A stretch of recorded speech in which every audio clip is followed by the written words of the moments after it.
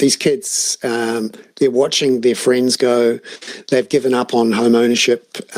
They are now, they're sending off their 1500th CV into a black void of AI. They never get a response.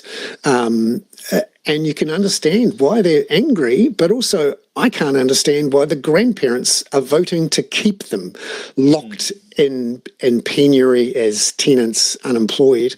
What a waste of talent when we can afford it.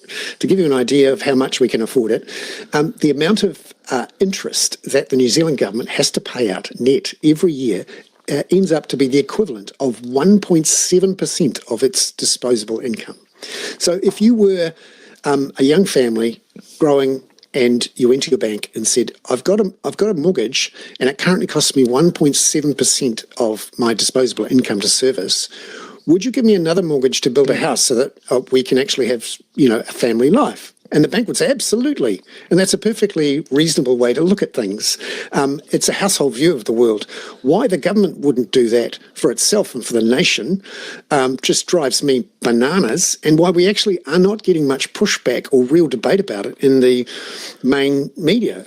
For example, and Luke Malpass is a great colleague, and I admire what he does often. I profoundly disagree with him in his cheerleading for fiscal servitude in the Post and in the Stuff papers, and the same with the TVNZ's business editor, Jason Paris, who is also a cheerleader for fiscal rectitude, when actually there's no good reason for it, and it's actually an ideological drive to simply get the size of government down.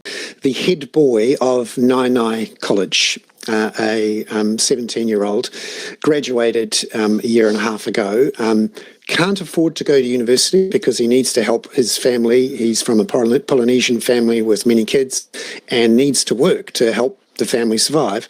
Can't afford to go to university, even though he was academically gifted and the head boy of a college, Nainai College, has been unemployed for 18 months because the economy in Wellington has been absolutely slammed by the government's cutbacks, let alone the overall economic doom and gloom. And speaking of angry responses, I have two very, very close relatives living in Wellington in exactly the same situation.